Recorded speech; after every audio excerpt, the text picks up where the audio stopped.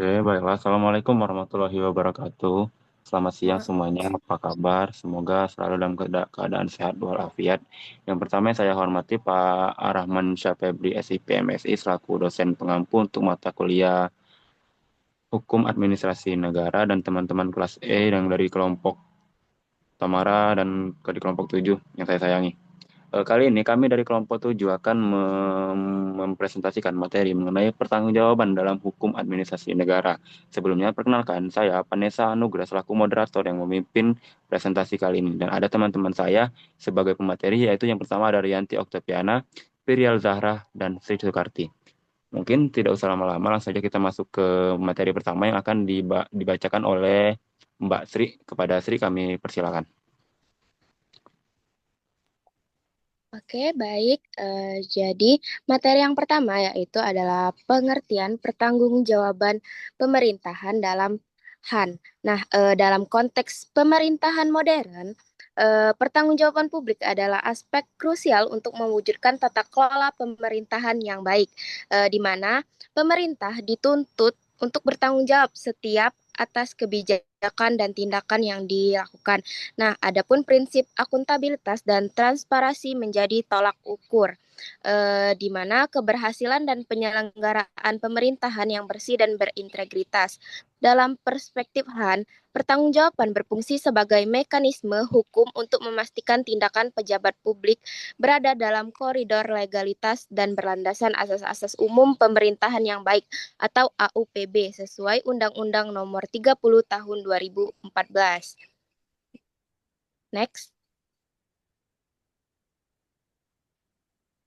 Selanjutnya ada penerapan prinsip akuntabilitas dan transparansi masih menghadapi beberapa kendala. Adapun beberapa kendala yang ditemukan yaitu yang pertama optimalisasi e-government.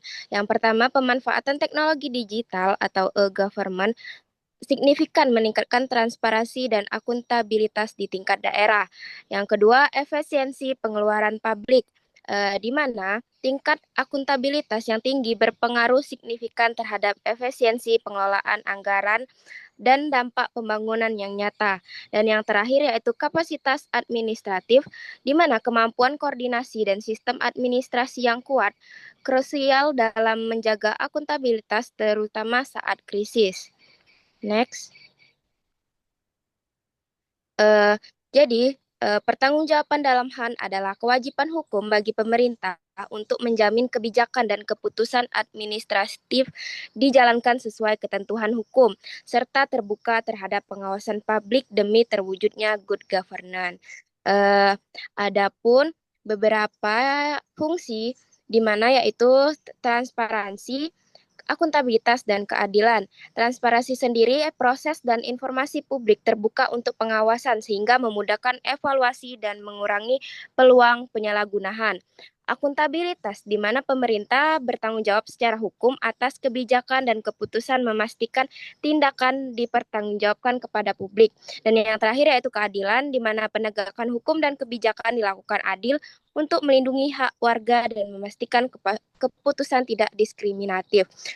Prinsip ini berfungsi sebagai mekanisme kontrol agar kekuasaan negara tidak digunakan secara sewenang-wenang, yang dimana erat kaitannya dengan asas legalitas. Saya kembalikan ke moderator. Baiklah, terima kasih Sri Sukarti atas penjelasannya. Selanjutnya itu akan langsung dijelaskan oleh Rianti untuk materi selanjutnya kepada Rianti. Saya persilakan. Baik, terima kasih pada moderator. Di sini saya akan menjelaskan mengenai dasar hukum pertanggungjawaban pemerintah. Yang pertama ada UUD NRI 1945, Pasal 1 ayat 2 yang menegaskan kedaulatan di tangan rakyat dan dilaksanakan menurut Undang-Undang Dasar menjadi dasar konstitusional bahwa kekuasaan harus ditunjukkan untuk rakyat. Lalu yang kedua ada UU nomor 30 tahun 2024, tahun 2014, di mana itu administrasi pemerintah.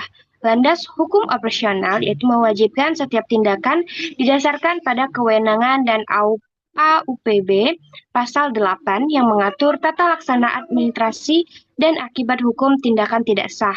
Lalu yang ketiga ada UU nomor 25 tahun 2009 tentang pelayanan publik yang menguatkan akuntabilitas layanan publik, menetapkan standar pelayanan, hak dan kewajiban penyelenggaraan layanan kepada masyarakat.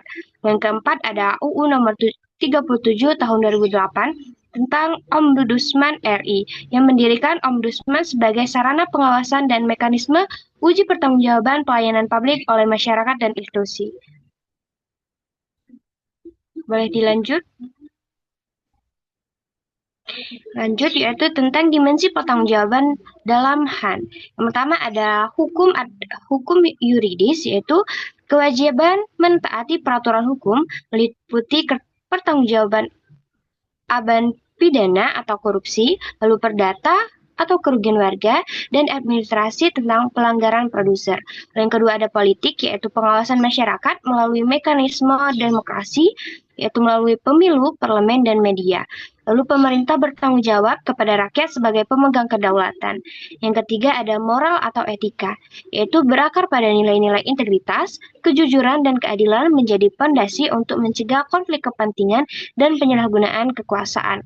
Lalu yang keempat, yang terakhir yaitu administratif, yaitu tanggung jawab dalam menjelaskan fungsi administratif, pelaporan, dan pengelolaan anggaran secara tertib dan efisien, yaitu LPP, APBD, audit, dan BPK.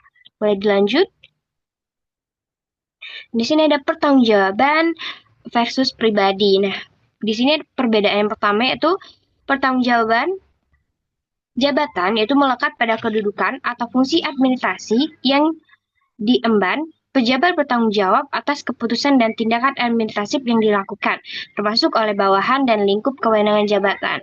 Itu ada sanksinya. Yang pertama ada peringatan, teguran, penurunan pangkat, hingga pemberhentian pada pasal 8 ayat 3 Undang-Undang tanggal 30 tahun 2014. Lalu yang kedua ada pertanggungjawaban pribadi, yaitu timbul apabila pejabat menggunakan wewenang publik untuk kepentingan pribadi atau golongan, ataupun melakukan pelanggaran hukum individu atau korupsi, itu mendapatkan konsekuensi sanksi pidana atau perdata karena perbuatan tidak lagi dianggap tidak kedinasan.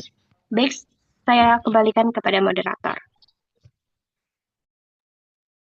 Terima kasih untuk Rianti atas penjelasan materinya. Selanjutnya akan dilanjutkan oleh Zahra untuk penjelasan materi yang terakhir. Kalau ada Zahra, kami persilakan. Baiklah, selanjutnya saya akan menjelaskan mengenai pelaksanaan pertanggungjawaban berdasarkan AUPB. Dalam pelaksanaan pertanggungjawaban pemerintah harus didukung oleh asas-asas umum pemerintahan yang baik atau AUPB yang diuraikan dalam pasal 10 UU nomor 30 tahun 2014. Yang pertama ada kepastian hukum, yaitu mengutamakan landasan peraturan, kepatutan, dan keadilan. Selanjutnya ada ketidakberpihakan, yaitu mempertimbangkan kepentingan para pihak secara keseluruhan dan tidak diskriminatif. Selanjutnya ada kecermatan, keputusan atau tindakan didasarkan pada informasi dan dokumen yang lengkap dan cermat. Yang terakhir, tidak menyalahgunakan kewenangan, yaitu tidak menggunakan kewenangan untuk kepentingan pribadi atau melampaui batas.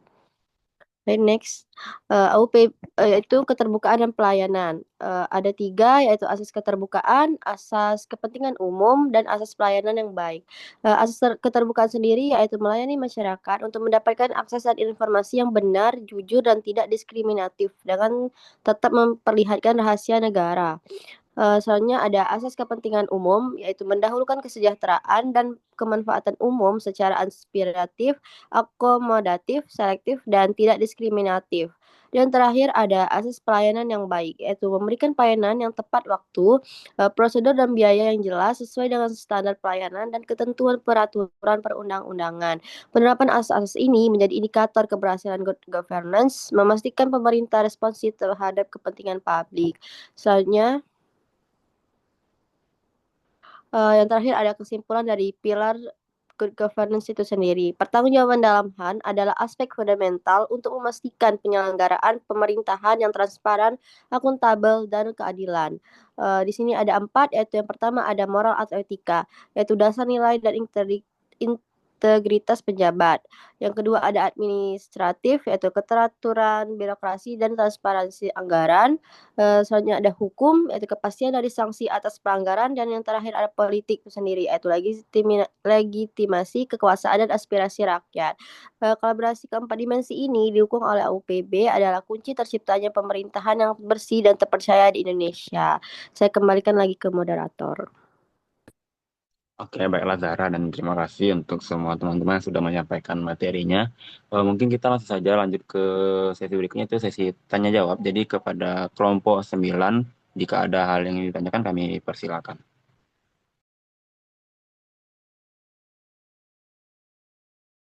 Oke, Pak Kos dipersilakan. Oke, sebelumnya ini kedengeran nggak suaranya? Mohon maaf ya, berisik. Kedengaran aman. Oke, sebelumnya terima kasih kepada kelompok 7 ya, sudah memaparkan materinya dengan baik. Perkenalkan saya Parkos Nurias Aulia Putri Ramadhani dari kelompok 9. Ingin bertanya, bagaimana sih memastikan AUPB itu benar-benar dipatuhi oleh pejabat publik ketika budaya organisasi birokrasinya sendiri itu di banyak instansi masih hierarki dan tidak terbuka pada kritik. Mungkin itu saja. Terima kasih. Oke, baiklah Pak Kos, terima kasih untuk pertanyaannya. Mungkin beri kelompok kami sedikit waktu untuk mencari jawaban dan juga nanti akan kami presentasikan jawabannya. Terima kasih.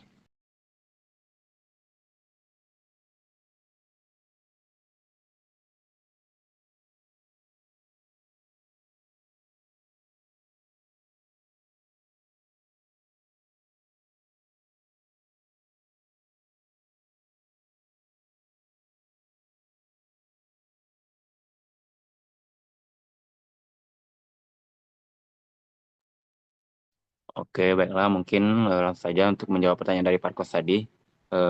Saya ulangi untuk soalnya, bagaimana memastikan AUPB itu benar-benar dipatuhi oleh penjabat publik ketika budaya organisasi birokrasi di banyak instansi masih hierarkis dan tidak terbuka pada kritik.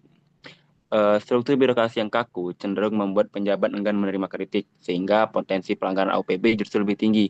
Untuk itu, kepatuhan terhadap AUPB hanya dapat dijamin melalui 3 pendekatan utama. Yang pertama itu dengan penguatan sistem pengawasan eksternal dan internal. AUPB tidak cukup ditegakkan hanya melalui kesadaran individu, tapi harus ada mekanisme kontrol yang sistematis melalui pengawasan internal. Audit kinerja dan pelayanan harus dilakukan secara berkala dan hasil audit diwajibkan dipublikasikan atau transparansi. Tanya itu ada pengawasan eksternal melalui ombudsman, BPK, masyarakat, dan media. Aduan masyarakat wajib direspon cepat oleh ombudsman dan diberi akses lebih besar untuk memeriksa maladministrasi. Dengan adanya checks and balance penjabat, publik tidak bisa berlindung di balik hierarki. Yang kedua yaitu digitalisasi dan standarisasi proses e-governance. Sistem digital meminimalkan ruang manipulasi yang sering terjadi dalam birokrasi manual. Dengan prosedur dibuat terstandar dan terdokumentasi, setiap tindakan administratif tercatat secara otomatis dan jejak digital membuat penyimpangan mudah dilacak. Dengan kata lain, sistem membuat pelanggaran AUPB lebih sulit dilakukan. Dan yang ketiga yaitu reformasi budaya kerja dan insentif integritas. Budaya birokrasi hierarkis hanya bisa diperbaiki melalui insentif moral dan struktural. Yang pertama itu dengan dilakukan pelatihan AUPB untuk seluruh penjabat, bukan hanya sekedar formalitas, tetapi dengan studi kasus dan pelanggaran yang nyata. Yang kedua itu reward dan punishment yang jelas. Penjabat yang taat AUPB mendapatkan pengakuan kinerja, pelanggan kecil sekalipun diberi sanksi administratif agar tidak berkembang menjadi penyalahgunaan wewenang. Dan yang terakhir itu mendorong budaya keterbukaan atau open governance dengan melakukan forum evaluasi dengan masyarakat, publikasi laporan kinerja, dan ruang whistleblowing yang aman bagi pegawai bawahan. Ketika bawahan merasa aman untuk melapor, AUPB lebih mungkin ditegakkan. Dengan begitu, AUPB hanya dapat dipatuhi jika pengawasan kuat, proses birokrasi transparan, dan budaya organisasi direformasi. Struktur hierarkis memang sulit diubah, tetapi mekanisme pengawasan, digitalisasi, dan insentif integritas dapat memaksa birokrasi agar lebih terbuka dan akuntabel terhadap publik. Mungkin itu saja jawabannya kepada Parkos. Apakah sudah jelas? Sudah, terima kasih. Ya, baiklah. Mungkin ada lagi apakah ada lagi pertanyaan dari kelompok 9 atau sudah cukup? Saya hitung sampai 3, 1, 2, 3. Kalau sudah cukup dan tidak ada lagi pertanyaan, mungkin itu saja presentasi dari kelompok 7 mengenai pertanggungjawaban dalam hukum administrasi. Jika ada saya akhiri, jika ada salah kata saya mohon ampun, kepada Allah saya mohon jika ada salah kata saya mohon maaf, kepada Allah saya mohon ampun. Saya akhiri. Wassalamualaikum warahmatullahi wabarakatuh.